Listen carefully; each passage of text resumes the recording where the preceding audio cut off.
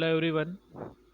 तो आज आप लोगों को दिख ही रहा होगा स्क्रीन के ऊपर कि मैं आपको क्या बताने वाला हूँ कि जो लेटेस्ट में जो एग्ज़ाम हुई है सीएचओ की, है ना, मध्य प्रदेश में एनएचएम की ओर से कम्युनिटी हेल्थ नर्सिंग ऑफिसर की उसकी जो एग्ज़ाम हुई है तो उसकी आंसर की और क्वेश्चन पेपर दोनों आ चुके हैं।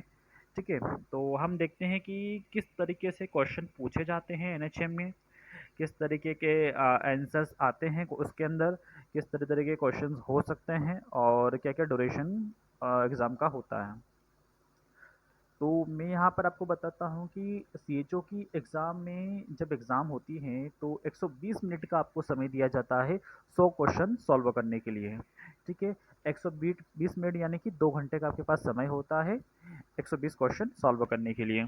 देन उसके बाद में आपके पास में यहाँ पर 120 क्वेश्चन सॉल्व करने के बाद में यहाँ पर कोई भी माइनस मार्किंग आपके लिए नहीं होती, कोई भी माइनस मार्किंग नहीं होती है। आप ईजिली तरीके से एग्ज़ाम वगैरह दे सकते हैं। अगर आपके साथ गलत भी हो जाता है क्वेश्चन तो भी माइनस मार्किंग यहाँ पर नहीं होती है।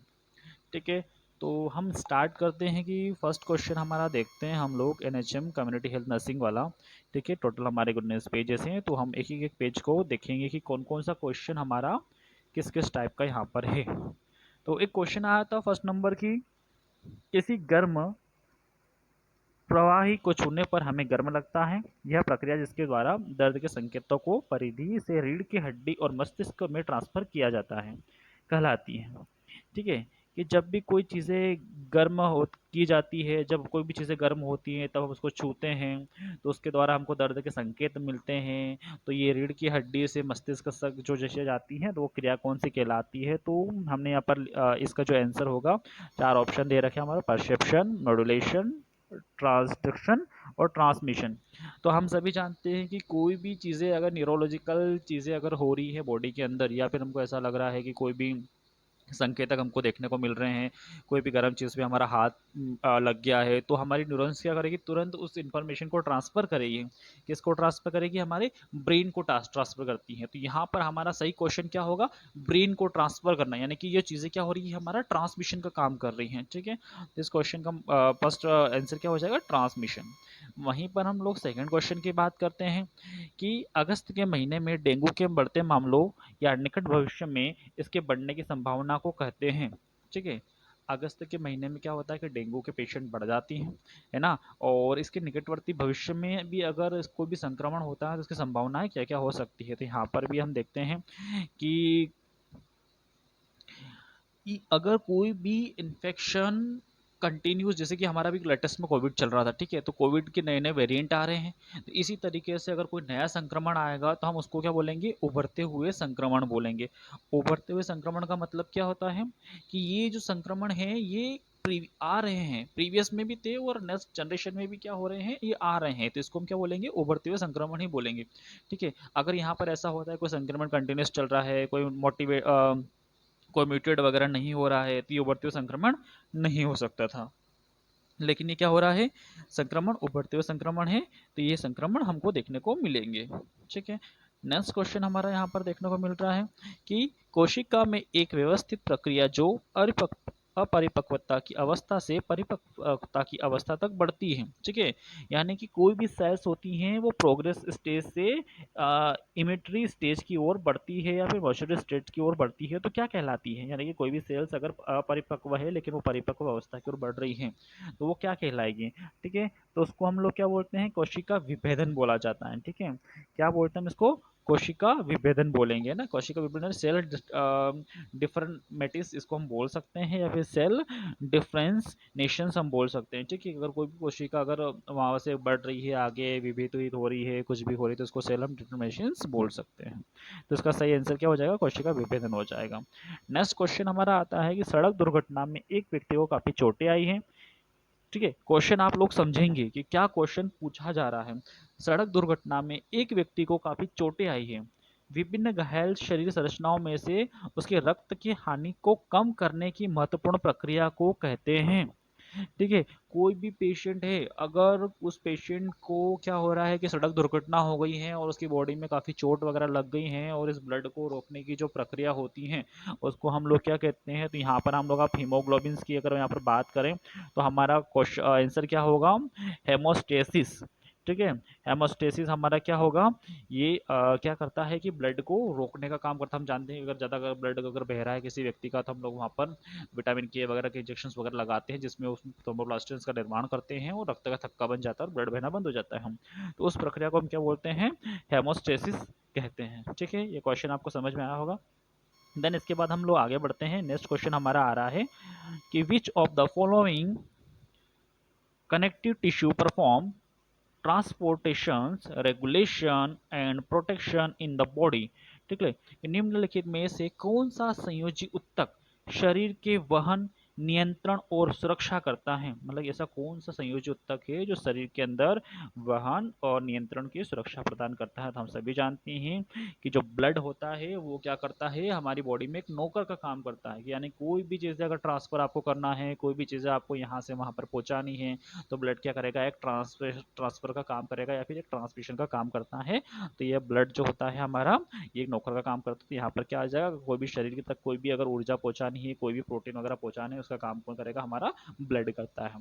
ठीक है, इन बॉडी के अंदर कोई ऐसा कोई ऑर्गन नहीं होता जो दूसरे अंगों तक क्या करता है, वो एनर्जी प्रोवाइड करता है या फिर वहाँ तक ऊर्जा पहुँचाता है। ठीक है, एक ब्लड ही एक ऐसा लिक्विड है जो हर अंगों तक, हमारे बॉडी के छोटे से छोटे टिश्यू तक क्या करता है, उष्मा वगैरह फिर कोई भी चीज़ों का ट्रांसमिशन करता है, इसलिए इसको हम ब्लड बोलेंगे यहाँ पर।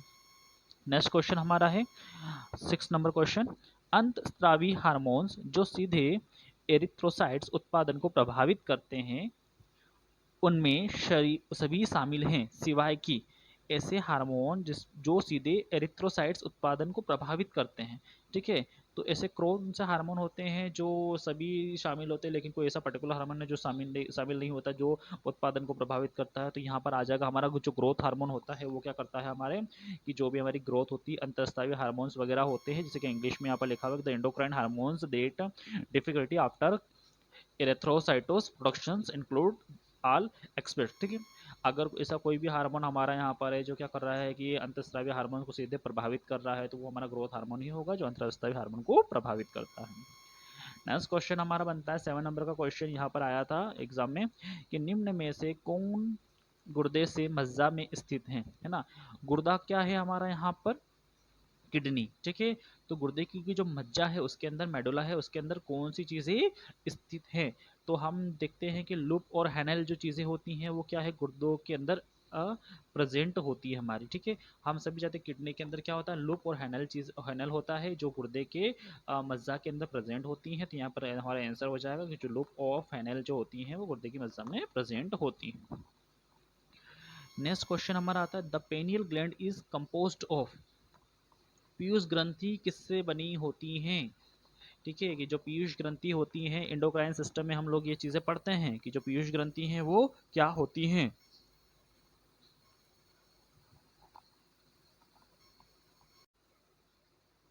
तो जो पीयूष ग्रंथि होती हैं वो कैसे बनी होती हैं, तो हम जानते हैं कि पेनियल लैक्टोसाइट सेल्स से, वो कोशिकाओं से क्या होती है, पीयूष ग्रंथि हमारी बनी होती हैं, है ना। हमेशा एनाटॉमी के बारे में ध्यान रखेंगे कि जो ग्लैंड्स वगैरह होती है वो किस चीज़ से बनी होती हैं। तो यहाँ पर पेनियल लैक्टोसाइट्स कोशिकाएं जो होती है उनकी वजह से जो पीयूष ग्रंथि होती है वो हमारी बनी होती है। ठीक है, अदर कोई भी चीज़ यहाँ पर नहीं आएगी।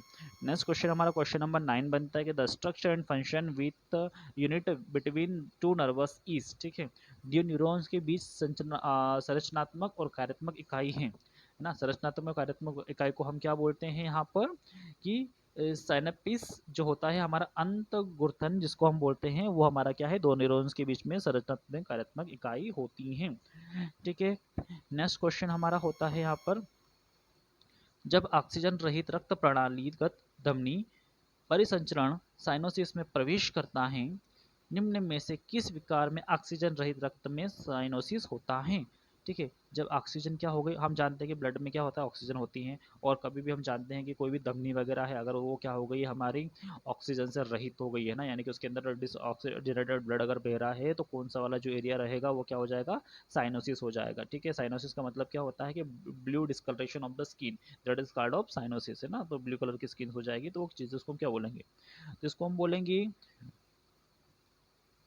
ट्रैको टेट्रालोजी ऑफ फेलोट, ठीक है, टेट्रोलॉजी ऑफ फेलोट जो होता है, जिसकी वजह से क्या होता है कि ऑक्सीजन जब धमनी के अंदर ऑक्सीजन का परिसंचरण रुक जाता है, तब वहाँ पर साइनोसिस होना स्टार्ट हो जाता है। उस चीज़ को हम क्या बोलते हैं, फेलोट या फिर टेट्रालाजी हम लोग इसके अंदर बोल सकते हैं।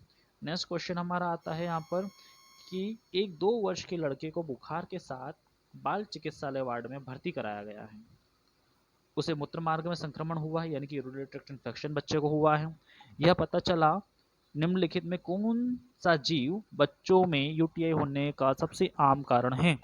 ठीक है, कि यहाँ पर कौन सा ऐसा बैक्टीरिया है जो क्या कर सकता है कि यूटीआई इन्फेक्शन को कोज करता है। तो हम सभी जानते हैं कि अगर यूटीआई इन्फेक्शन को अगर कोई भी बैक्टीरिया अगर कोज करता है, उसको हम बोलते हैं इसवे रिचिया कॉली बोलते हैं। ठीक है, जो कॉलीज बैक्टीरियाज होते हैं ना हमारे, है ना, कॉलीसेकेराइड्स हो गए हमारे, ठीक है, या फिर स्ट्रेप्टोकोकस वगैरह, ये जो कोलाई, एक तो हमारे एक हमारे ओवल शेप्ड वाले बैक्टीरियाज होते हैं, एक हमारे सिलेंड्रिकल शेप्ड वाले बैक्टीरिया होते हैं। एक कुछ कोक्काइस होते हैं हमारे, और कुछ बेसिलाइस होते हैं। तो जो कोक्काइस टाइप के जो बैक्टीरिया होते हैं वो क्या करते हैं, यहाँ पर मूत्र मार्ग में संक्रमण पैदा करते हैं। तो इसका आंसर क्या हो जाएगा हमारा, स्टेवेरिया कॉली। ठीक है, नेक्स्ट क्वेश्चन हमारा बनता है यहाँ पर, a full term new born did not pass meconium in the first 24 hours in which disease condition will this occur। अगर कोई भी बच्चा क्या हो जाता है कि जब जन्म के बाद में म्यूकोनियम पास आउट नहीं करता है, म्यूकोनियम का मतलब ये होता है यहाँ पर कि कोई भी बच्चा है वो क्या कर रहा है, मोशन पास नहीं कर रहा है, म्यूकोनियम पास वगैरह नहीं कर रहा है। तो ऐसी परिस्थिति में अगर उस बीमारी को हम लोग क्या बोलते हैं, डॉक्टर टर्म में उस बीमारी को हम लोग क्या बोलते हैं। ठीक है, तो यहाँ पर हम लोग देखते हैं उस बीमारी को हम क्या बोलते हैं, इस बीमारी को हम बोलते हैं हिर्सस्पुंगन रोग बोला जाता है। क्या बोला जाता है, जैसे कि यहाँ पर आपके देख सकते हैं कि हिर्सस्पुंगन्स रोग बोल सकते हैं, और अंग्रेजी में इसको क्या बोलते हैं, हिर्सस्पुंगन्स डिसीज हम इसको बोल सकते हैं। कि अगर ये कोई चीज़ें अगर ऐसी हो रही है कि उसको यूटीआई इन्फेक्शन वगैरह हो रहा है, उसको हिर्सस्पुंगन रोग हम लोग बोल सकते हैं। नेक्स्ट आ रहा है हमारा क्वेश्चन, यहाँ पर देखते हैं हम लोग कि नवजात शिशु की शारीरिक जांच करते समय अंडकोश में वृषण का स्पर्श नहीं किया जा सकता। वक्षण नाल में अंडकोश के माध्यम से सामान्य उतरने की में विफलता को कहा जाता है। ठीक है, अगर कोई नवजात बच्चा है, उसके जो अंडकोश है, जो टेस्टिस वगैरह हैं, उसको हम लोग टच नहीं कर सकते, स्पर्श नहीं किया जा सकता है, तो उस वक्षण नाल से अंडकोश के माध्यम के सामान्य उतरने की विफलता को हम क्या बोलते हैं, गुप्त वृषणार्थ बोलते हैं। हम इसको क्या बोलेंगे, क्रेप्टोसिडिस्म बोलेंगे। ठीक है, क्या बोलेंगे, क्रेप्टोसिडिस्म बोलते हैं, जिसके अंदर ऐसी कंडीशन हो जाती है कि जब बच्चा अगर पैदा हो रहा है तो उसके जो अंडकोश होते हैं उसको हम लोग स्पर्श वगैरह नहीं कर सकते हैं, और वक्षण नाल में क्या हो जाती है, मध्यम से सामान्य उतरने में विफलता को कहा जाता है, मतलब वो विफल हो जाती है और मध्यम आंत जो होती है वो सामान्य हो जाती है। तो उस कंडीशन को हम क्या बोलते हैं, क्रेप्टोक्रिटिसिज्म कहते हैं, यानी कि गुप्त वृषणता हम लोग इसको कह सकते हैं। नेक्स्ट हमारा क्वेश्चन नंबर 14 एग्जाम में आया था कि क्वेश्चन नंबर 14 क्या है। तो फर्स्ट वाला क्वेश्चन था हमारा कि the method to be followed which administrating two live vaccine at any given time is. ठीक है, किसी भी समय 2 जीवित टीकों को प्रशासित करते समय अपनाई जाने वाली विधि है कि कभी भी 2 टीकों को अगर लगाया जाता है तो कौन सी विधि को हमको अपनाते हैं। तो इसके अंदर बहुत सारे लोग कॉन्फ्यूज़ हो जाते हैं कि ऐसी कौन सी विधि होती है जिससे हम क्या कर सकते हैं, अपनाते हैं। ठीक है, कि अगर हमको 2 टीके अगर बच्चे को अगर लगाने हैं तो हम वहाँ पर क्या कर सकते हैं, अलग अलग साइड पे टीकों का यूज़ हम लोग कर सकते हैं। ठीक है, तो इसके अंदर हमारा आंसर हो जाएगा कि administrate both simultaneously at different side. ठीक है, दोनों टीकों को हम अलग अलग साइड पे हम लोग लगा सकते हैं, और ऐसा हम लोग कर सकते हैं। ठीक है, नेक्स्ट क्वेश्चन हमारा आता है यहाँ पर कि निमोकोकल वैक्सीन इज, निमोकोकल का टीका है ना, तो ये क्या हो जाएगा, हमारा कंजुगेटेड वैक्सीन होता है। संयुग्मिक टीका जो होता है वो क्या है हमारा, कंजुगेटेड वैक्सीन जो होता है वो हमारा निमोकोकल का टीका है, कि निमोकोकल का जो टीका है वो कंजुगेटेड वैक्सीन होता है। ठीक है, नेक्स्ट क्वेश्चन हमारा यहाँ पर 16 नंबर का क्वेश्चन पूछा गया था कि निम्नलिखित में से कौन सा एक इम्यूनोग्लोबिन प्राप्त करने वाले व्यक्ति को एनाफिलेक्टिक्स टाइप या रैपिड रिएक्शंस हैं, है ना, किसी भी व्यक्ति को एनाफिलेक्टिक रिएक्शंस हो सकता है, फिर रैपिड रिएक्शन अगर हो सकता है तो ऐसे कौन से लोग होते हैं जिनमें ये सारी चीज़ें देखने को मिलती हैं। तो हम दो जो रिगर्स जो बीमारी होती है, राइगर्स जो बीमारी होती है, किसी को भी अगर कोई भी एलर्जीज वगैरह होती है, एनाफाइटिक चीज़ें बताई जा रही है, शॉक्स बताए जा रहे हैं, या फिर वो रैपिड रिएक्शंस अगर बताए जा रहे हैं, तो वो क्या होगा, रिगर्स या फिर रिगोरस हम उस सिम्टम्स को बोलेंगे जिसके अंदर हमारी बॉडी पे चकत्ते वगैरह हो सकते हैं, रेशेस वगैरह हो सकते हैं, सारी चीज़ें वहाँ पर देखने को मिल सकती हैं। नेक्स्ट क्वेश्चन हमारा बनता है, मैनुअल ड्राइंग ऑफ एडolescents is down with which of the following. ठीक है, किशोरों की द्विवार्षिक ड्यूमिंग निम्नलिखित में से किसके साथ की जाती हैं। किशोरों की जो टाइमिंग होती है कि यानी कि हम देखते हैं कि यहाँ पर जो बच्चे होते हैं, हमारे बड़े वाले बच्चे होते हैं, अगर उनके पेट में कीड़े वगैरह कुछ हो जाते हैं या फिर डाइविंग वगैरह कुछ हो जाती है, द्विवार्षिक डाइविंग वगैरह कुछ हो जाती है पेट के कीड़े मारने के लिए, तो हम किसका यूज़ करते हैं, तो हम लोग जानते हैं कि अगर बच्चा है तो 100 mg हम एल्बेंडाजोल का यूज़ करते हैं, और अगर बड़ा है तो उसका हम 400 mg एल्बेंडाजोल का यूज़ हम लोग यहाँ पर करते हैं। ठीक है, क्वेश्चन सारे के सारे सिंपल रहते हैं एग्जाम के अंदर। नेक्स्ट क्वेश्चन हमारा आता है, किशोरों में खाने का विकार जिससे शरीर को न्यूनतम सामान्य वजन को बनाए रखने के लिए खाने से इनकार करना, सिवाय कि किशोरों का जो खाना है उसमें विकार की वजह से न्यूनतम सामान्य वजन बनाए रखने के लिए खाने से इनकार करना होता है, कि जो बच्चे होते हैं वो क्या करते हैं कि खाने पीने से मना कर देते हैं और उनका वजन न्यूनतम बनाए रखने के लिए ऐसे कौन से कारण हो सकते हैं। तो हम लोग देखते हैं कि यहाँ पर कि पीका हो जाता है शरीर में क्या हो जाता है, पीका बढ़ जाता है ना, जिसको हम क्या बोलते हैं, तिल्ली बोलते हैं, तिल्ली बढ़ गई है, पीका बढ़ गया है, जिसकी वजह से बच्चे क्या करता है, उनका वजन भी सामान्य से कम हो जाता है, फिर न्यूनतम वजन भी नहीं रह पाता है, बच्चे वगैरह खाना वगैरह नहीं खाते हैं, तो पीका बढ़ने की वजह से सारी चीज़ें यहाँ पर हो सकती हैं।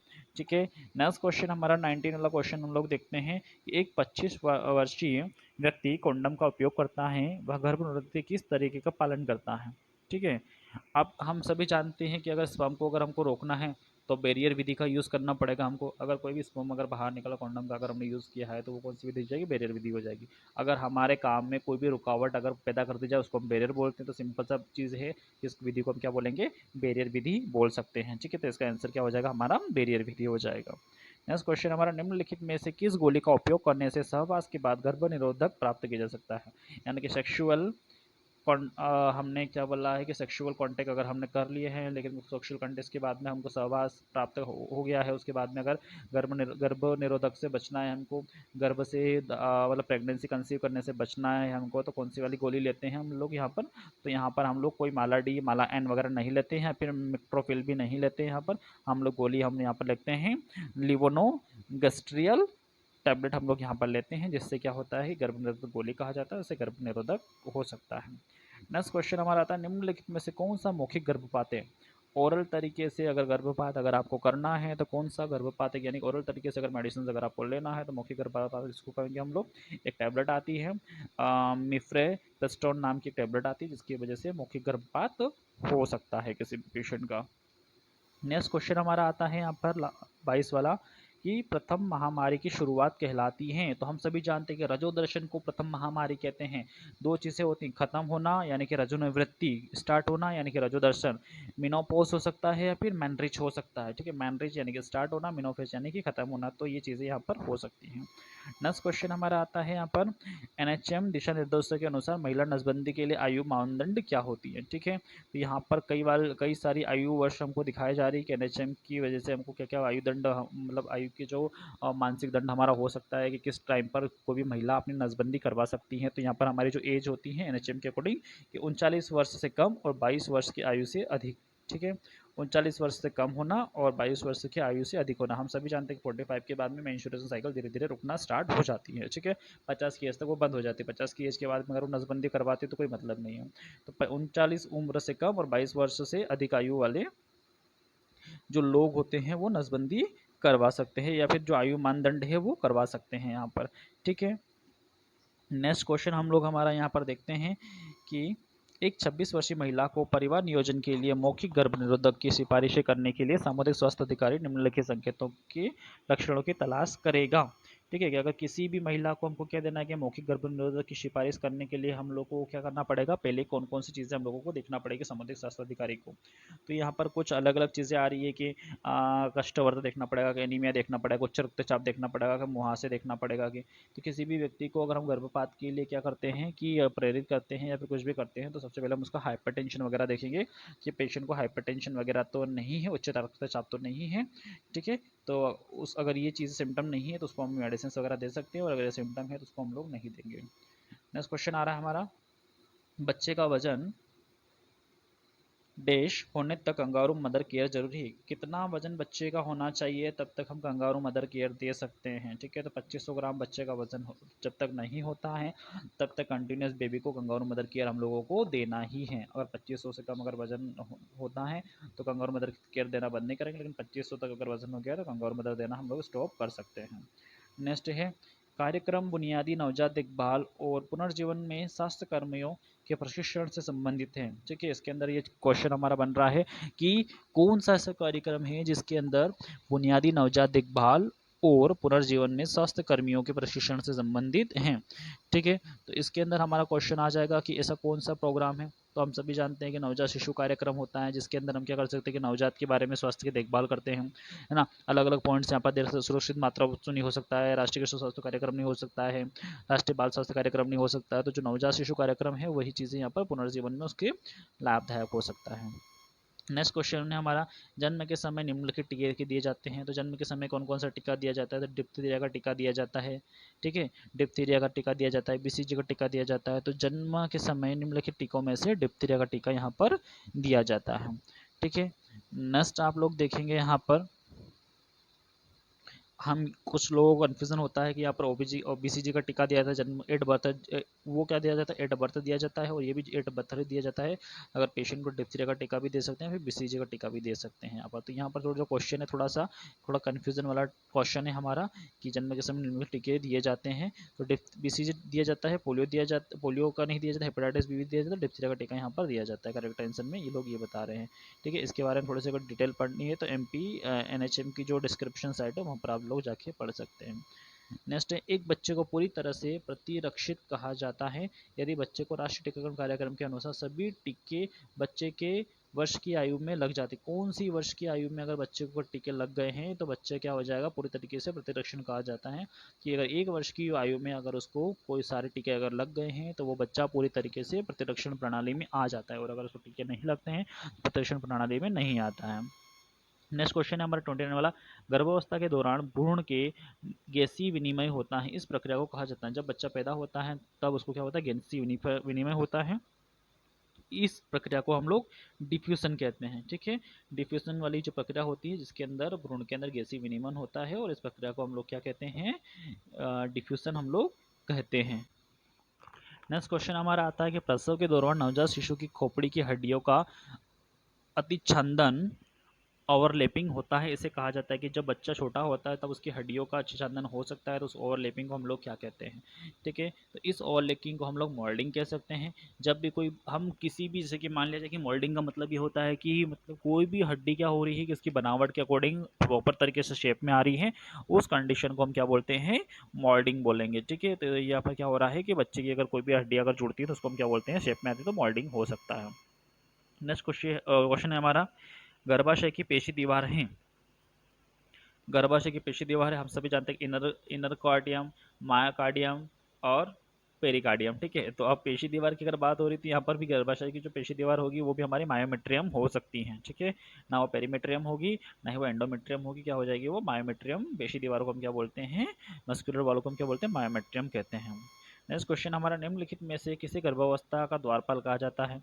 ठीक है, गर्भावस्था का द्वारपाल का किसे कहा जाएगा, तो यहाँ पर जो सर्विक्स होता है उसको गर्भाशय का द्वारपाल कहा जाता है। ठीक है, सर्विक्स क्या काम करता है कि वो गर्भाशय का द्वारपाल होता है हमारा। ठीक है, नेक्स्ट क्वेश्चन है हमारा, सर्विक्स एक बॉन होती है, तो ये क्या होता है कि जो गर्भाशय का हमारा द्वारपाल होता है, ना ही कि वेजाइना वगैरह गर्भाशय का द्वारपाल होता है। नेक्स्ट क्वेश्चन है हमारा, प्रसव पूर्व अवधि के दौरान महिला के रक्त की मात्रा, अगर पेशेंट अगर क्या हो रहा है कि प्रेग्नेंट है तब उसके रक्त की जो मात्रा है वो बढ़ती है, कम हो जाती है, सामान्य रहती है या फिर गर्भ के साथ घटता है।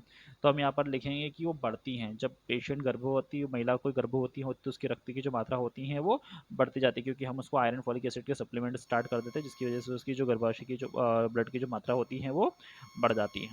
नेक्स्ट क्वेश्चन आता है कि एक प्रसव पूर्वी महिला के लार से अत्यधिक स्त्राव की शिकायत है। प्रोजेस्टेरोन और एक्सीजीज के कारण गर्भावस्था के दौरान लार के अतिरिक्त स्त्राव को कहा जाता है।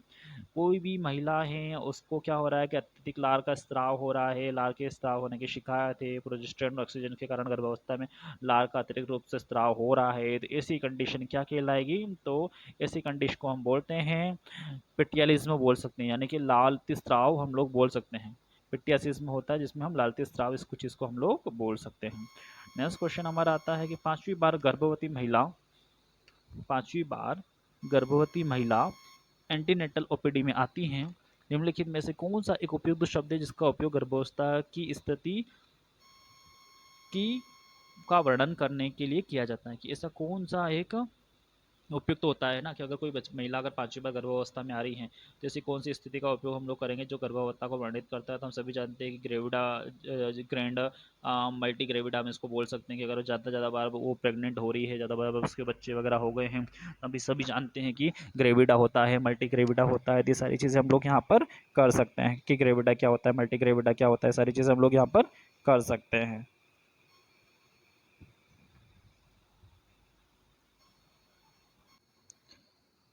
नेक्स्ट क्वेश्चन एक पूछा गया था कि एक प्रसव पूर्व महिला को 34 सप्ताह में एक झिल्ली और प्रसव नहीं हुआ है, झिल्ली टूटी और प्रसव नहीं हुआ है। निष्कर्ष ओलिगोहाइड्रमिसोसिस को दर्शाता है। निम्नलिखित में कौन सा संभावित संक्रमण हो सकता है? कि जो महिला है उसको 34 सप्ताह हो गए लेकिन झिल्ली टूट गई लेकिन प्रसव नहीं हुआ है, तो ऐसी कंडीशन को हम कौन सा वाला इन्फेक्शन कह सकते हैं? तो यहाँ पर जो हमारा सही इन्फेक्शन होगा वो क्या हो जाएगा? कॉरी ओमिनोटाइटिस हो सकता है। ठीक है, क्या हो सकता है? कोसियो एमनियोनाइटिस जो चीज़ें होती है हमारी वो वाला इन्फेक्शन यहाँ पर एक महिला को हो सकता है। ठीक है, हम लोग बहुत बार यहाँ पर गलतियाँ कर देते हैं, मूत्रमार्ग में संक्रमण वगैरह हो जाएगा, तो लेकिन ऐसा नहीं होता है। इस संक्रमण को हम क्या बोलते हैं? कोसियो एमनियोनाइटिस संक्रमण, इसको हम लोग बोल सकते हैं। नेक्स्ट क्वेश्चन हमारा आ रहा है यहाँ पर, हृदय रोग से पीड़ित 38 सप्ताह की गर्भकालीन माँ का प्रसव सामान्य योनि प्रसव द्वारा किया जाता है। प्राणीगत हाइपोटेंशन से बचने और रक्तस्राव को रोकने के लिए प्लेसेंटा का जन्म के बाद निम्नलिखित में से कौन सी दवा दी जानी चाहिए? ठीक है, यहाँ पर कोई हृदय रोग से पीड़ित 38 सप्ताह के गर्भ वाली जो महिला है उसकी योनि से प्रसव, उसकी योनि के द्वारा प्रसव किया जाना है, लेकिन उसको पूर्णालिगत हाइपरटेंशन से बचने के लिए उसको कौन सी वाली मेडिसिन हम लोग यहाँ पर, कौन सी वाली दवाई हम लोग यहाँ पर देंगे?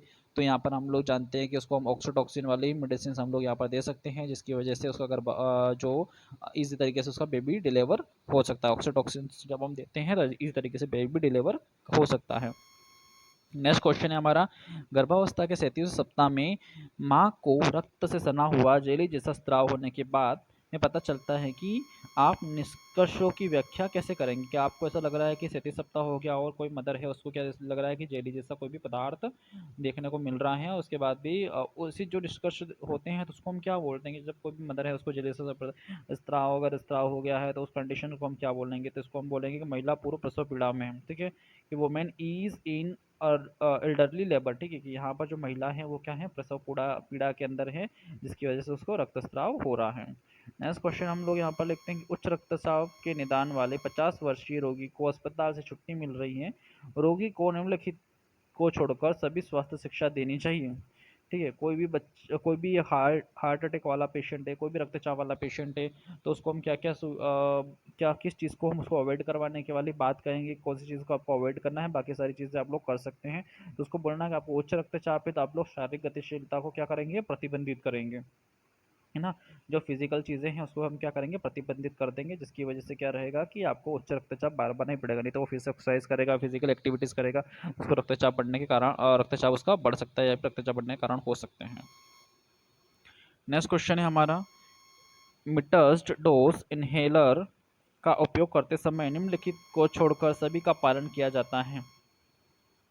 कोई भी इनहेलेशन अगर यूज़ कर रहे हैं तो किन चीज़ों को छोड़कर हमको सभी का पालन किया जाता है? तो हम लोग यहाँ पर देखेंगे होल्ड एंड MDI सिडवेज। ठीक है, इस चीज़ का हम लोग क्या करते हैं, उपयोग नहीं करते हैं। एमडीआई को एक तरफा पकड़े रखते हैं, जिसकी वजह से इसका उपयोग नहीं करते हैं। बाकी सभी चीज़ों का उपयोग मिड होल्ड इनहेलर में हम लोग कर सकते हैं। ठीक है, नेक्स्ट क्वेश्चन हम लोग देखते हैं 41 वाला। हृदय को रक्त की आपूर्ति करने वाली वाहिकाओं में अवरोधी परिवर्तन के कारण हृदय में अपर्याप्त रक्त के कारण हृदय के कार्य में बाधा को क्या कहा जाता है? कि जब क्या होता है कि जो हमारा हार्ट है उसके अंदर रक्त नहीं जा पाता है। ठीक है, रक्त नहीं जा पाता है। रक्त अगर नहीं जा पाएगा तो वहाँ पर ब्लॉकेज आ जाएंगे। ब्लॉकेज आ जाएंगे तो रक्त का पर्याप्त मात्रा में हृदय में बाधा बन सकता है। अगर रक्त प्रवाहित नहीं होगा तो वो रक्त की मात्रा में बाधा बन सकता है। तो इसको हम क्या बोलते हैं, इस्केमिक हार्ट डिसीज बोला जाता है। कि जब भी कभी रक्त अच्छे से हार्ट के अंदर प्रवाहित नहीं होता है और वहाँ पर वो बाधा बनता है, तो इसी कंडीशन को हम क्या बोलते हैं, इस्केमिक हार्ट डिसीज कहते हैं। नेक्स्ट क्वेश्चन हमारे यहाँ पर बन रहा है पॉलीडिप्सिया पॉलीफेगिया के लक्षण वाला एक 45 वर्षीय व्यक्ति मधुमेह क्लिनिक आता है। व्यक्ति का निम्न में से कौन सा HbA1c स्तर इंगित करता है कि, यानी कि HbA1c क्या होता है, एक शुगर वाली जांच होती है। ठीक है, शुगर वाली जांच में क्या करते हैं हम लोग यहाँ पर कि किसी भी पेशेंट की अगर शुगर की अगर आपको जांच करना है, या फिर कब से उसको शुगर बढ़ रही है, या फिर कितने लेवल में उसकी शुगर बढ़ चुकी है, तो वहाँ पर उसकी HbA1c की जांच करवाते हैं। तो 6 से 5 या फिर 6 से 5 होगा, या मतलब 6 से ऊपर ही ऊपर अगर उसका इंगित कर रहा है तो उसको डायबिटीज़ हो सकती है। 6 से कम इंगित कर रहा है तो डायबिटीज़ नहीं हो सकती हैं। नेक्स्ट क्वेश्चन हम लोग यहाँ पर देखते हैं, क्वेश्चन नंबर 43 कि which of the following is characteristics of the varicella zoster virus. निम्नलिखित में से कौन सा वेरिसेला जोस्टर वायरस की विशेषताएं हैं? ठीक है, ऐसा कौन सा वायरस है जो वेरिसेला जोस्टर की विशेषताएं हो सकती हैं? तो ये जो वेरिसेला जोस्टर वायरस होता है ये कायम संवेदनशील हो जाता है। वेरिसेला वायरस की विशेषता कि हम जानते हैं कि जो वेरिसेला जोस्टर वायरस होता है ये गर्मी के दिनों में क्या होता है, परिवर्तित होता है। तो इसमें यहाँ पर हमारा जो करेक्ट आंसर हो जाएगा, इट इज़ हीट लेबियल, या गर्मी के दिनों में क्या हो जाता है, परिवर्तित हो जाता है। ठीक है, नेक्स्ट लिखेंगे इसके अंदर, देखेंगे क्वेश्चन देखेंगे हमारा, खसरे के संक्रमण का भंडार है। खसरा की बीमारी किसकी वजह से होती है और खसरे के संक्रमण का भंडार क्या होता है? तो हम सभी जानते हैं कि ट्रांसमिशन सबसे ज़्यादा ह्यूमंस की वजह से होता है, तो मानव ही खसरे का संक्रमण का भंडार होता है। नेक्स्ट क्वेश्चन है हमारा, 28 वर्ष की माँ ने जन्मजात विकृतियों वाले नवजात बच्चे को जन्म दिया। गर्भावस्था के दौरान माँ रूबेला के लिए पॉजिटिव थी। रूबेला का निम्नलिखित में से कौन सा कारक जन्मजात विकृतियों का कारण बनता है? यानी कि कोई 28 वर्ष की जो माँ है उसको क्या होगा, उसके नवजात को जन्म दिया है और वो गर्भावस्था के दौरान माँ रूबेला से पीड़ित थी, है ना, जो रूबेला की एक होती है। तो अगर ऐसी कंडीशन है उसको, माँ को अगर रूबेला से अगर पीड़ित है, तो ऐसी उसकी जन्मजात की जो विकृतियाँ होती हैं वो क्या हो सकती हैं? ठीक है, तो जन्मजात की विकृतियों के बारे में हमारे यहाँ पर आ जाएगी कि कोशिका विभाजन को रोकता है। अगर किसी भी पेशेंट को रूबेला है तो वो क्या कर सकता है कि उसकी जो कोशिका विभाजन, बच्चे की कोशिका विभाजन को रोक सकता है। ठीक है, नेक्स्ट क्वेश्चन हमारे यहाँ पर बोलता है 46 वाला, निम्नलिखित में से कौन, जिनमें से किसकी उपस्थिति के कारण 6 महीने से कम उम्र के शिशु कंठमाल रोग से प्रतिरक्षित होते हैं? कंठमाल रोग हम किसको बोलते हैं, मम्स। ठीक है, जिसको गलगोटो हम लोग बोल सकते हैं। गलगोटो जो रोग होता है कंठमाल रोग से क्या होता है, प्रतिरक्षित हो सकते हैं, यानी कि इम्यून सिस्टम उनकी अच्छी हो सकती है। तो इसको हम क्या बोलते हैं, मेंटेनल एंटीबॉडीज। ठीक है, अगर मम्मी का उस बच्चे को प्रॉपर तरीके से अगर ब्रेस्ट फीड मिली है तो वो मम्स वगैरह से बच सकता है, और प्रॉपर अगर ब्रेस्ट फीड नहीं मिली है तो बेबी को कोई नहीं बचा सकता मम्स की वजह से शिकार होने से। ठीक है, नेक्स्ट क्वेश्चन हमारा आता है, कंठमाला रोग के टीके के प्रशासन के पूर्व प्रति निर्देश निम्नलिखित को छोड़कर सभी हैं। मम्स का जो वैक्सीन का जो टीका है प्रशासन के अकॉर्डिंग, एडमिनिस्ट्रेशन के अकॉर्डिंग, मतलब ऐसे कौन सी चीज़ है कि जो पॉइंट्स छोड़कर बाकी सभी चीज़ें होती हैं? तो हम लोग यहाँ पर देखते हैं मध्य स्थूल रोगी। ठीक है, जो मध्य स्थूल रोगी होते हैं, मिल्ड ऑप्सिस पेशेंट्स होते हैं, है ना, इन लोगों को छोड़कर बाकी सभी लोगों को क्या कर सकते हैं, ये टीका हम लोग लगा सकते हैं। नेक्स्ट क्वेश्चन हमारा 48 वाला आता है कि क्लिनिकल में डिप्थीरिया के टीके को में स्टोर किया जाना चाहिए, किस चीज़ में स्टोर किया जाएगा? अगर क्लिनिक में अगर डिप्थीरिया का टीका अगर रखा है तो किस चीज़ में स्टोर किया जाएगा? रेफ्रिजरेटर में हम लोग 2 से 8 डिग्री सेल्सियस पर हम लोग क्या करते हैं, रेफ्रिजरेटर के अंदर इसको स्टोर करके रखते हैं। ठीक है, क्लिनिक के अंदर 2 से 8 डिग्री सेल्सियस के बीच में क्या करते हैं हम लोग, रेफ्रिजरेटर में इसको स्टोर करके हम लोग रखते हैं। नेक्स्ट क्वेश्चन हमारा आता है, डिप्थीरिया के इलाज के लिए डिप्थीरिया एंटीटॉक्सिन का स्रोत हैं क्या, डिप्थीरिया का अगर इलाज हमको करना है तो उसके लिए एंटीटॉक्सिन का स्रोत क्या है यहाँ पर, तो जो हॉर्स होता है, ठीक है, हॉर्स क्या है हमारा यहाँ पर, ह्यूमन तो हो नहीं सकता, ठीक है, डिप्थीरिया के इलाज के लिए जो घोड़ा होता है वो क्या करता है यहाँ पर, हमारा एक अच्छा स्रोत होता है डिप्थीरिया के इलाज के लिए, ठीक है। नेक्स्ट क्वेश्चन हमारा यहाँ पर आता है, खसरा में कॉपिल व धब्बे कम दिखाई देते हैं, ठीक है। इन मिजल्स कॉपिल्स स्पॉट्स आर स्किन, मतलब जो खसरा होता है उसमें कॉपिल्स स्पॉट्स कम दिखाई देते हैं, उस अवधि को हम लोग कहते हैं प्रोड्रोमल अवधि, ठीक है। ऐसी कौन सी अवधि होती है जिसके अंदर कॉपल्स की खसरा के अंदर की जो खसरा की जो मतलब जो चीज़ें होती हैं वो दिखाई नहीं देती, तो जो प्रोड्रोमल अवधि होती है यानी कि फर्स्ट पीरियड होता है उसके अंदर क्या होता है, ये सारी चीज़ें दिखाई हम लोगों को नहीं दिखाई देती, ठीक है। विस्फोट में भी दिखाई नहीं देती, कन्वर्शन अवधि में दिखाई नहीं देती है, प्रोड्रोमल अवधि के अंदर हमको दिखाई नहीं देती है। नेक्स्ट क्वेश्चन हमारा आता है, गर्भवती संक्रमित गर्भवती माँ से नवजात में एचआईवी के संचरण को रोकने के लिए निम्नलिखित में से कौन सी दवा का उपयोग किया जाता है। संक्रमित गर्भवती माँ है उसके नवजात को एचआईवी की संचरण को रोकने के लिए हमको कौन से दवा का उपयोग करते हैं कि एचआईवी संक्रमण उसको न हो, तो हम लोग यहाँ पर देखते हैं कि नेवी रेपिन की एक दवा आती है, नेवी रेपिन एक मेडिसिन होती है, एक इंजेक्शन होता है जो लगाने की वजह से क्या होता है कि किसी भी महिला को, नेवी रिपिन यहाँ पर 602 और 603 भी हो सकते हैं, जो नेवी रिपिन होता है वो क्या करती हैं कि जो किसी भी महिला को एचआईवी से बचाने या बच्चे को बचाने में सहायता प्रदान करती हैं। नेक्स्ट क्वेश्चन हमारा बनता है 52 वाला क्वेश्चन कि ब्रोंकियोलाइसिस आमतौर पर किस आयु वर्ग में देखा जाता है, ठीक है। ब्रोंकियोलाइसिस किस आयु वर्ष में देखा जाता है, तो अगर किसी को ब्रोंकियोलाइटिस हो गया है या फिर ब्रोंकियोलाइटिस की बीमारी हो गई है, ठीक है, तो इसके अंदर दो ईयर वाले जो बच्चे होते हैं उनके अंदर ज़्यादा ही ब्रोंकियोलाइटिस हमको देखने को मिलती है। जो बड़े हो जाते हैं वो उनके अंदर काफ़ी ब्रोंकियोलाइटिस हमको देखने को नहीं मिलता, लेकिन जो छोटे बच्चे होते हैं उनके अंदर हमको काफ़ी मात्रा में ब्रोंकियोलाइटिस देखने को मिलता है। नेक्स्ट क्वेश्चन नंबर हमारा 53 आ जाता है कि किस प्रकार का कैंसर हड्डियों, स्नायुबंध और मांसपेशियों को प्रभावित करता है। ऐसा कौन सा कैंसर होता है जो हड्डियों और स्नायुबंध और मांसपेशियों को प्रभावित करता है। जो सार्कोमा कैंसर होता है वो क्या करता है कि हड्डियों, स्नायु और मांसपेशियों को हमारे प्रभावित करता है बॉडी में, ठीक है। नेक्स्ट हमारा क्वेश्चन बनता है यहाँ पर, निम्नलिखित में से कौन सा लक्षण फेफड़े के कैंसर वाले रोगी की सबसे अधिक विशेषता है, ठीक है।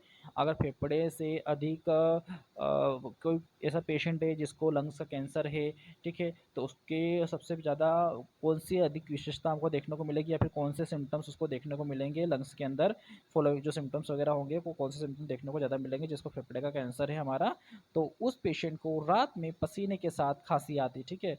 लगातार खांसी बदलती भी नहीं है, रात में पसीने के साथ में क्या होती है, खांसी उसको आती है, ठीक है, तो उसको हम क्या बोल सकते हैं, लंग्स वाला कैंसर हम उसको बोल सकते हैं। नेक्स्ट क्वेश्चन हमारा आता है कि मधुमेह मेलिटस के बारे में कौन सा कथन गलत है, ठीक है। मधुमेह मेलिटस के बारे में कौन सा गलत कथन है, जो कथन है वो गलत है कि जो मेलिटस टाइप का मधुमेह होता है यानी कि डायबिटीज मेलिटस मेलिटस टाइप का जो मधुमेह होता है उसके अंदर से कौन सा जो कथन है वो गलत है। तो हमारे यहाँ पर एक कथन लिखा हुआ है कि टाइप फर्स्ट मधुमेह का इलाज मुख्य रूप से व्यायाम और भोजन योजना के साथ ही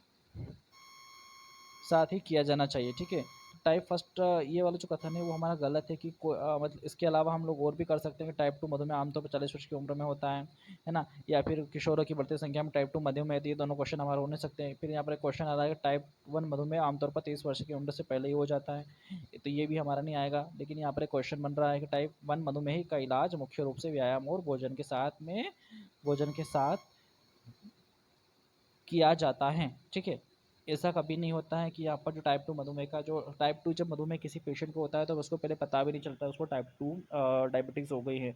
जब उसकी सिम्टम्स बढ़ने लगते हैं, पेशेंट परेशान होने लगता है, तब उसको पता चलता है कि उसका जो मधुमेह है वो काफ़ी मात्रा में बढ़ चुका है। नेक्स्ट क्वेश्चन है हमारा, नीचे दिए गए गर्भनिरोधक उपकरण की पहचान करें कि ये जो वाला उपकरण है ये गर्भनिरोधक का कौन सा वाला उपकरण है, कौन सा वाला स्टैंड है ये, ठीक है। तो इसका आंसर हो जाएगा हमारा ये लिप लूप्स, इसको हम लोग बोलते हैं, क्या बोलते हैं, इसको हम लोग लिप्स लूप बोलते हैं। ना तो वजाइनल रिंग होता है ना प्रोजेस्टेरोन लिप होती है हमारी, इसको हम क्या बोलते हैं, लिप्स लूप रिंग हम लोग इसको बोल सकते हैं। और ये हमारे जो गर्भाशय वगैरह होते हैं उपकरण में यूज़ करने के लिए काम आते हैं। नेक्स्ट क्वेश्चन हमारा हो जाएगा यहाँ पर, क्षय रोग निगरानी प्रणाली जिसमें सरकारी और निजी दोनों स्वास्थ्य देखभाल सुविधाओं के लिए कहा जाता है, ठीक है। जो क्षय रोग होता है इसमें क्या करते हैं, ट्यूबरकुलोसिस सर्विलांस सिस्टम होते हैं। इसमें जो गवर्नमेंट होते हैं वो प्राइवेट हेल्थ केयर सेंटर और गवर्नमेंट हेल्थ सेंटर दोनों को सुविधाओं को देखने के लिए कहते हैं। तो वो क्या चीज़ें हमारे हो सकती हैं यहाँ पर, तो हमारा जो करेक्ट आंसर हो जाएगा वो हमारा निक्षय हो जाएगा। ठीक है, क्या हो जाएगा, निक्षय हो जाएगा। ठीक है, इस योजना को हम लोग क्या बोलते हैं, निक्षय बोलते हैं। नेक्स्ट क्वेश्चन हमारा हो जाएगा, उम्र के हिसाब से कम ऊंचाई को खालिस्तान के रूप में जाना जाता है और यह पुराने या आवर्तक अल्पपोषण का परिणाम है। ठीक है, ऐसी कौन सी कंडीशन है कि उम्र के हिसाब से क्या हो जाता है कि अपरिवर्तक माना जा सकता है या फिर अपरिवर्तित माना जा सकता है। ठीक है, तो इसको स्टैंडिंग हम लोग बोलेंगे। स्टैंडिंग जो चीज़ होती है उसको उम्र के हिसाब से कम ऊंचाई के रूप में हम लोग इसको मान सकते हैं। नेक्स्ट क्वेश्चन हमारा आता है, यदि आपका BMI 18.5 से कम है तो यह सीमा के भीतर आता है। ठीक है, आपका BMI क्या है यहाँ पर, 18.5 से कम है, तो ये कौन सी सीमा के भीतर आता है कि सामान्य से कम वजन के ये भीतर आता है। अधिक वजन भी नहीं हो सकता है, मोटापा भी नहीं हो सकता, स्वस्थ वजन भी नहीं हो सकता, सामान्य से कम वजन की ओर आता है अगर आपका BMI 18.5 से कम अगर होता है तो। ठीक है, यहाँ तक आप लोगों को समझ में आया। नेक्स्ट हम क्वेश्चन की ओर बढ़ते हैं कि मधुमेह मेलिटस उपपची रोगों का एक समूह है जिसे खालिस्तान कहते हैं। ठीक है, ऐसा कौन सा मधुमेह का जो एरिया है, मधुमेह मेलिटस उपपची रोगों का एक समूह है जिसे खालिस्तान कहते हैं, जिसके परिणाम स्वरूप होने वाले हाइपोग्लाइसीमिया द्वारा वर्णित किया जाता है। तो इसका हमारा अगर किसी भी, हम सभी जानते हैं कि अगर किसी पेशेंट को मधुमेह की बीमारी हो जाती है, डायबिटीज़ की बीमारी हो जाती है, तो उसकी बॉडी में इंसुलिन की कमी हो जाती है। इंसुलिन की कमी होगी तो हम बाहर की ओर से उसको इंसुलिन देंगे तो डायबिटीज़ की कंट्रोल में आ जाएगी। तो यहाँ पर अगर इंसुलिन की कमी वगैरह हो जाएगी तो उस पेशेंट को क्या हो जाएगा, परिपक्वता में हाइपरग्लाइसीमिया द्वारा वर्णित किया जाएगा, यानी कि उसको हाइपरग्लाइसीमिया में पेशेंट हमारा जाने लग जाएगा, इंसुलिन की अगर कमी अगर हो जाएगी तो। नेक्स्ट क्वेश्चन हमारा है, ऑपरेशन खालिस्तान लापता बच्चों का पता लगाने के लिए उनके पुनर्वास के लिए गृह मंत्रालय MHA की एक परियोजना है जिसे हम लोग कहते हैं। ठीक है, तो इस योजना को हम लोग मुस्कान कहते हैं। ठीक है, क्या बोलते हैं, मुस्कान कहते हैं। मुस्कान जो परियोजना है वो अगर लापता बच्चों का पता लगाने के लिए यूज़ की जाती है। ठीक है, नेक्स्ट क्वेश्चन हमारा आता है, रक्त और शरीर के अन्य तरल पदार्थों से संदूषण को रोकने के लिए सभी रोगियों की देखभाल के लिए दस्ताने, मास्क और गाउन के उपयोग को खालिस्तान कहा जाता है। ठीक है, तो इस चीज़ को हम क्या बोलते हैं कि बैरियर सुरक्षा, वायु रहित सुरक्षा भी नहीं हो सकती हमारी, बैरियर सुरक्षा हो सकती है, छोटी बूंदों से सावधानी हो सकती है, संपर्क सुरक्षा भी नहीं हो सकती है। तो इसको हम क्या बोलते हैं, बैरियर सुरक्षा, इसको हम लोग बोल सकते हैं। जो बैरियर्स आते हैं उससे हमको सुरक्षा दे सकता है, इसको हम लोग बैरियर सुरक्षा कहते हैं। नेक्स्ट क्वेश्चन हमारा 63 वाला आता है कि रोगी के से सर्जरी के लिए सहमति प्राप्त करने के लिए नर्स को शुरू में खालिस्तान करना चाहिए। अगर किसी भी रोगी को सर्जरी करना है तो नर्स को सबसे पहले क्या करना चाहिए, तो यहाँ पर आ जाएगा, मूल्यांकन करें कि वह रोगियों की जानकारी सहमति देने के लिए पर्याप्त है। ठीक है, कि वो मूल्यांकन करना चाहिए हमको कि रोगियों की जो जानकारी होती है वो सहमति देने के लिए हमारी हेल्प कर सकता है, ना कि सर्जरी के जोखिमों के बारे में समझाएंगे उसको, कि समझाएंगे सहमति प्राप्त करना सामान्य वो भी नहीं बताएंगे। यहाँ पर हम लोगों को देखना है कि मूल्यांकन करें कि क्या रोगियों की जानकारी सहमति देने के लिए पर्याप्त है या नहीं है। ठीक है, नेक्स्ट क्वेश्चन है हमारा यहाँ पर, 12 वर्ष की आयु के बच्चे के लिए एकल बचाव CPR में कंप्रेशन वेंटिलेशन अनुपात होना चाहिए कि जो 12 साल का जो बच्चा है तो उसको कितना वेंटिलेशन कंप्रेशन का अनुपात होना चाहिए। तो यहाँ पर हमारा 30.2 कंप्रेशन अनुपात हमारा होना चाहिए। ठीक है, कितना होना चाहिए, 30.2 कंप्रेशन अनुपात हमारा 12 वर्ष के बच्चों का हमारा होना चाहिए। ठीक है, नेक्स्ट क्वेश्चन है आता हमारा कि इमरजेंसी में एक रोगी बेहोशी की स्थिति में आता है, डॉक्टर रोगी के लिए इंक्यूबेट कर यांत्रिक वेंटिलेशन शुरू करने की योजना बना रहा है। यानी कि कोई भी पेशेंट हमारे पास बेहोशी की अवस्था में आता है तो डॉक्टर उसको क्या करते हैं, इंक्यूबेट कर देते हैं, यानी कि ET ट्यूब उसके गले में डाल देते हैं। ठीक है, तो क्वेश्चन समझेंगे, इंक्यूबेटिंग करते समय निम्नलिखित में से क्या सबसे पहले दिया जाना चाहिए, कि अगर पेशेंट को इंक्यूबेट करना है सबसे पहले हम लोग क्या देंगे, तो डॉक्टर को हम क्या देते हैं, लैरिंगोस्कोप पेशेंट को डॉक्टर को हम लोग देंगे, कि ताकि उसकी वजह से क्या कर सकता है कि उसका माउथ का जॉ खोल सकता है और उसको इंक्यूबेट वो कर सकता है। ठीक है, नेक्स्ट क्वेश्चन हमारा है, इंट्रावेनस कैनुला साइट्स पर सूजन और लाल रंग की मलिना मलिन किरण इंगित करता है। ठीक है, अगर किसी पेशेंट को इंट्रावेनस कैनुला लगाया है और वहाँ पर लाल रंग का कलर हो गया है या स्वेलिंग वगैरह हो गई है, इस कंडीशन को हम लोग क्या बोलेंगे, इस कंडीशन को हम बोलेंगे इन्फिल्ट्रेशन। हमको बोलेंगे क्या बोलेंगे, इन्फिल्ट्रेशन। इस कंडीशन को हम लोग बोलेंगे जिसकी वजह से क्या हो रहा है, वहाँ पर लाल रंग का इंगित कर रहा है। ठीक है, नेक्स्ट क्वेश्चन हमारा आ जाएगा, एक सामुदायिक स्वास्थ्य अधिकारी द्वारा श्वसन संकट सिंड्रोम के लिए समय से पहले हुए नवजात शिशु की निगरानी की जा रही है। ठीक है, मतलब एक सामुदायिक स्वास्थ्य अधिकारी है, वो क्या कर रहा है कि कोई बच्चा है जो मतलब जो टाइमिंग 9 मंथ से पहले ही क्या हो चुका है, पैदा हो चुका है, तो उसकी वो निगरानी कर रहा है। कौन से मूल्यांकन लक्षण यदि वे देखे गए हैं तो नर्स को इस सिंड्रोम की संभावना के प्रति सचेत करेंगे। ठीक है, अगर बच्चे के अंदर ऐसे कौन सी सिम्टम अगर उसको दिख जाए कि बच्चा ऐसा कर रहा है, बच्चा वैसा टैकीकार्डिया हो रहा है, ब्रेडिकार्डिया हो रहा है, जो भी चीज़ें हो रहा है, तो उसको नर्स को समझाएंगे कि ये सिंड्रोम अगर जब भी दिखे तो मुझे तुरंत बताएं। तो इसके अंदर हमारा क्वेश्चन हो जाएगा ट्रैकिपनिया और रिट्रैक्शंस। ठीक है, टैकिपनिया तो नहीं हो रहा है पेशेंट को, रिट्रैक्शंस तो नहीं हो रहा है। ठीक है, ये दोनों अगर चीज़ें अगर नहीं हो रही है होती हैं तो डॉक्टर को तुरंत क्या करना है, इन्फॉर्म करना है। नेक्स्ट क्वेश्चन हमारा आता है, नवजात शिशु का सामान्य अक्षीय तापमान निम्न में से किसके बीच होता है ना, कि जो बच्चा है उसका अक्षीय तापमान कितना होना चाहिए, तो हम सभी जानते हैं कि बच्चे का तापमान भी 36.6 डिग्री सेल्सियस से 37 डिग्री सेल्सियस तक ही नॉर्मल टेम्परेचर वही होना चाहिए हमारा। ठीक है, फ़ारेनहाइट्स में यहाँ पर बढ़ सकता है, लेकिन सेल्सियस में हमारा ये टेम्परेचर हमारा होना चाहिए। नेक्स्ट क्वेश्चन आप आता है कि आपको अपने वार्ड में रोगियों के रक्तचाप की निगरानी का काम सौंपा गया है, निम्नलिखित में से कौन सा रोगी दाहिने हाथ पर बीपी की निगरानी के लिए कफ लगाने के लिए प्रतिदिष्ट नहीं है। ऐसा आपको मतलब क्या बोला गया है कि आपको पेशेंट की बीपी वगैरह लेना है कक्ष के अंदर, लेकिन वहाँ पर कोई एक ऐसा पेशेंट है जो दाहिने हाथ पर अपना बीपी का कप बंधवाने के लिए प्रतिदृष्टित नहीं है। ठीक है, तो अगर यहाँ पर हम लोग देखते हैं कि क्या क्या चीज़ें हो सकती है, रोगी के दाहिने हाथ में अंतशिरा रेखा, रोगी का दाहिना स्तन उच्छेदन किया जाना हो, रोगी को दाहिने हाथ में धमनी शिशु या फिर फिस्टुला हो, या फिर उसके हाथ में सैचुरेशन प्रोब लगा है। तो यहाँ पर सही आंसर क्या हो जाएगा कि ऐसे पेशेंट को कभी भी बीपी चेक नहीं करते हैं जिसके हाथ में सैचुरेशन प्रोब लगा है, उसके अपोजिट हाथ में जाके क्या करेंगे हम लोग, बीपी चेक करते हैं, नहीं तो सैचुरेशन कम हो सकता है बीपी लेते टाइम पर। नेक्स्ट क्वेश्चन हमारा आता है, खालिस्तान एक फ्यूबस संयोजी उत्तक है जो मांसपेशियों की हड्डियों हड्डियों को जोड़ता है। ठीक है, तो जो टेंडन होती हैं वो क्या करते हैं, हमारी हड्डियों को जोड़ते हैं। जो नसें होती हैं, जो टेंडन्स होती हैं, वो हमारे मांसपेशी और हड्डियों को जोड़ता है, तो उसको हम क्या बोलते हैं, टेंडन बोल सकते हैं। तो ऐसा आंसर क्या हो जाएगा हमारा, टेंडन हो जाएगा। ठीक है, नेक्स्ट क्वेश्चन हम लोग यहाँ पर देखते हैं, क्वेश्चन हमारा बनता है 71 वाला कि मानव मस्तिष्क के निम्नलिखित में से किस भाग में श्वसन को नियंत्रित करने के साथ साथ नींद के चक्र को नियंत्रित करने का केंद्र होता है। ठीक है, कि जो मानव का जो मस्तिष्क होता है, ऐसा कौन सा भाग होता है जो क्या करता है कि नींद के साथ साथ श्वसन के साथ साथ में जो नींद का जो चक्र होता है उसको भी नियंत्रित करता है। तो इसको हम क्या बोलेंगे, मेडुला ऑब्लोंगेटा बोलते हैं, जिसकी वजह से क्या होता है कि ये नींद के चक्र को क्या करता है, हमारा कंट्रोल करता है। नेक्स्ट क्वेश्चन हमारा आता है कि संजय सरोवर परियोजना किस नदी पर है। ठीक है, तो वैनगंगा नदी के ऊपर, क्या ये जीके क्वेश्चन हो जाता है हमारा, संजय सरोवर नदी का किस परियोजना पर आधारित है, तो वैनगंगा नदी के ऊपर ये हमारी बनी हुई है। ठीक है, निम्नलिखित एक और क्वेश्चन आता है कि विश्व रोगी सुरक्षा दिवस 2021 के लिए निम्नलिखित में से कौन सा विषय चुना गया है।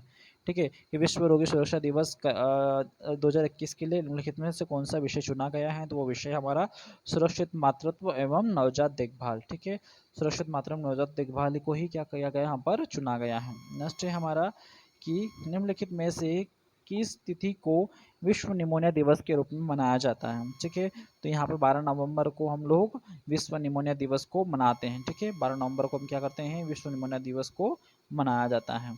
नेक्स्ट क्वेश्चन हमारा आता है यहाँ पर, भारत के ग्रामीण विकास और पंचायती राज मंत्री वर्तमान में कौन है। ठीक है, कि भारत का जो पंचायती राज मंत्री हैं, भारत के ग्रामीण और पंचायत राज मंत्री हैं, वो कौन है वर्तमान में अभी, तो वो थे हमारे श्री गिरिराज सिंह जो हैं, वो क्या है, लेटेस्ट में भाई मंत्री हमारे देश के हैं। ठीक है, नेक्स्ट क्वेश्चन हमारा आता है, निम्न में कौन सा सही मैच किया हुआ है। ठीक है, ये हम लोग जानते हैं कि भरतनाट्यम वगैरह हो सकता है, क्या चीज़ें हैं, है ना। तो इसके अंदर हम लोग देखेंगे कि हम लोग यहाँ पर देखते हैं कि भरतनाट्यम कहाँ का है, तो आपको आंसर में दिख रहा है कि फर्स्ट का क्या है, सी है। ठीक है, तो भरतनाट्यम तमिलनाडु का है। ठीक है, नेक्स्ट इसके अलावा हम लोग यहाँ पर देखते हैं कि भरतनाट्यम तमिलनाडु का हमारा हो गया है।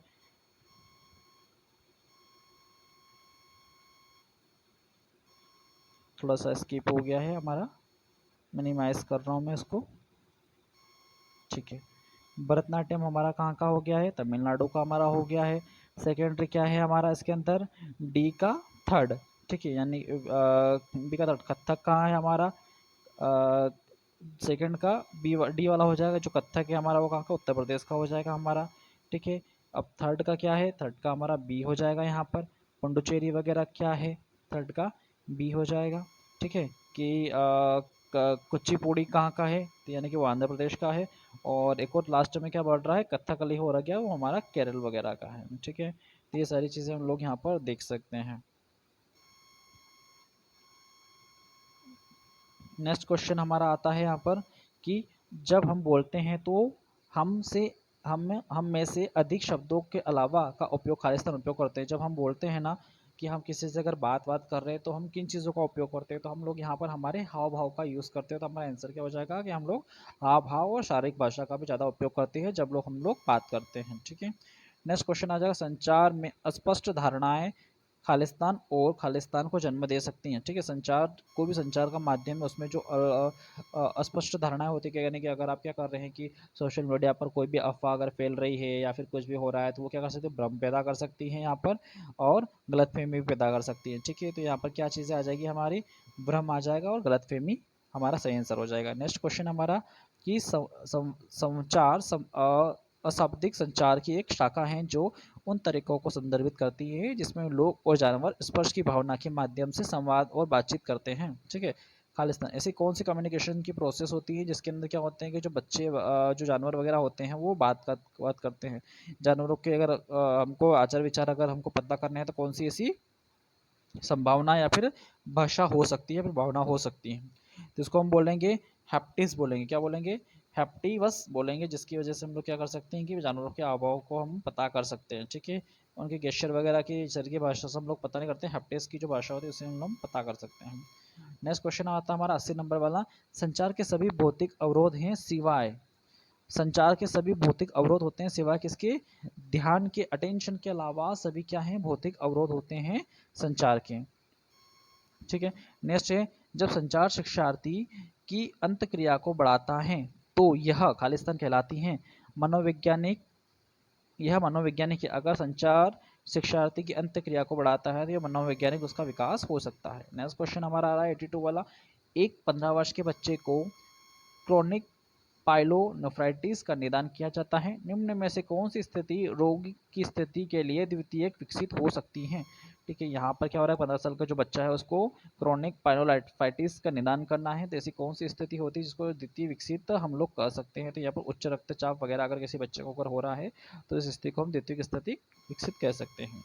नेक्स्ट क्या है हमारा, निम्नलिखित में से किसी किशोर स्वास्थ्य कार्यक्रम द्वारा पूरक के रूप में प्रशासित किया जाता है। ऐसी कौन सी कंडीशन होती है जिसे किशोर स्वास्थ्य कार्यक्रम के द्वारा पूरक रूप में प्रशासित किया जाता है, तो वो कंडीशन होती है हमारी आयरन और फोलिक एसिड की कमी वाली चीज़ें हो सकती है, जिसमें पूरे एक प्रशासन कार्यक्रम में इसको हम लोग ले सकते हैं। नेक्स्ट हमारा आता है एकीकृत बाल विकास सेवा ICDS के अंतर्गत खालिस्तान को छोड़कर लक्षित लाभार्थी हैं। ऐसे एकीकृत बाल विकास की योजना की जो भी हमारी स्कीम्स वगैरह हैं उसको किसको छोड़कर जो इसके अंदर लाभार्थी हो सकते हैं, तो किशोर लड़कियों और लड़कों दोनों को छोड़कर बाकी सभी लोग क्या हो सकते हैं, इसके लाभार्थी हो सकते हैं। ठीक है, नेक्स्ट आपको दिख रहा है कि लोगों को पहचाने, ये लोगों का किस चीज़ का लोगो होता है। ठीक है, तो आप लोग यहाँ पर देखिए किशोरी शक्ति योजना का लोगो है, क्योंकि मिशन परिवार का योजना विकास की योजना, शिशु विकास योजना है कि इनमें से कोई नहीं, तो ये हमारा किसका है, किशोरी शक्ति योजना का हमारा क्या है, ये लोगो है, मिशन है, और किशोरी शक्ति योजना का हमारा लोगो है।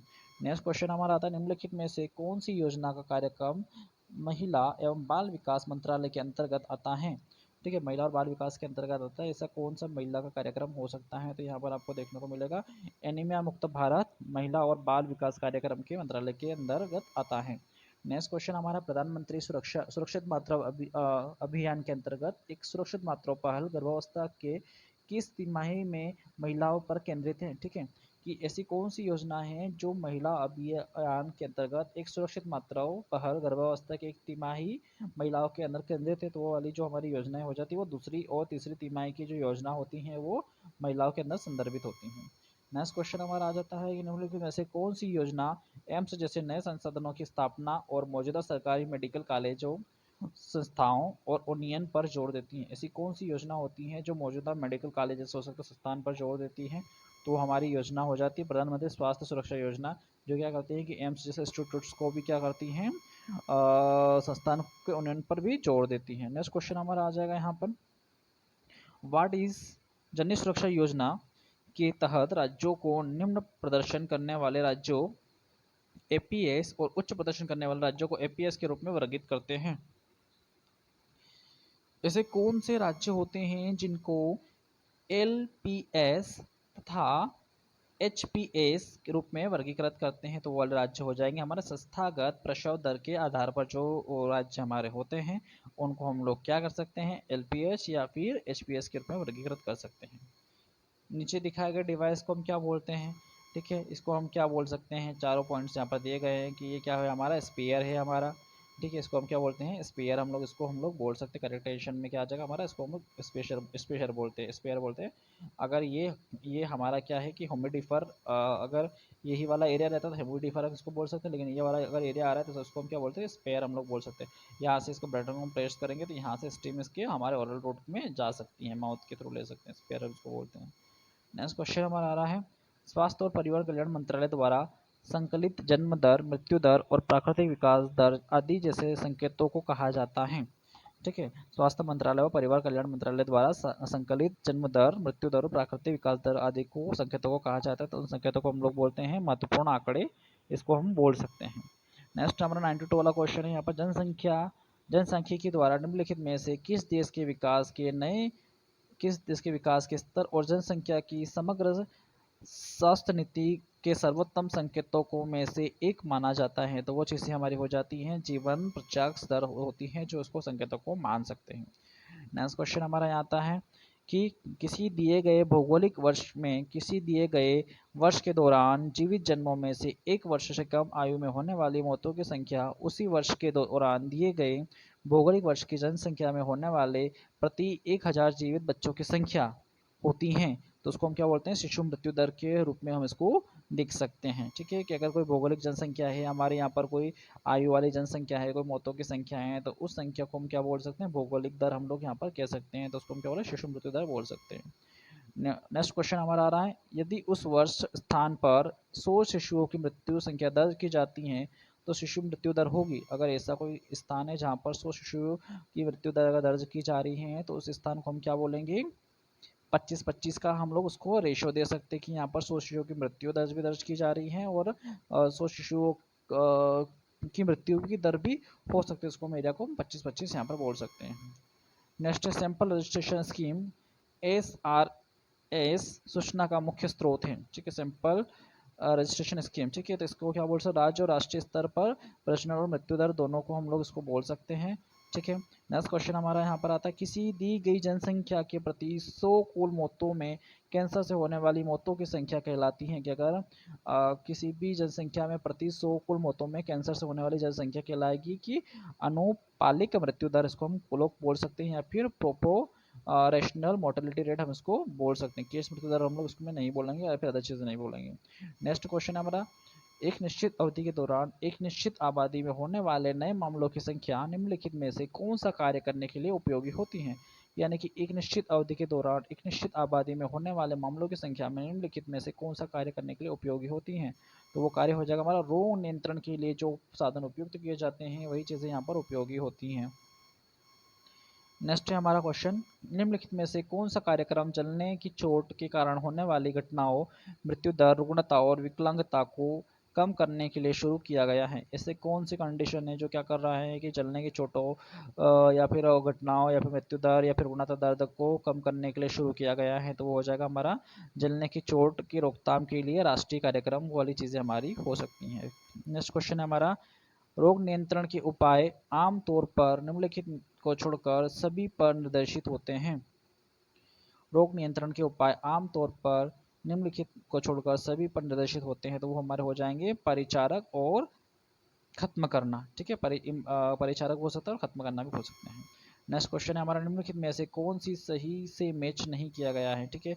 अब यहाँ पर एक जोड़ी दी गई जो सही से मैच नहीं की गई है, तो कोरोनरी धमनी रोग क्या हो सकता है ना।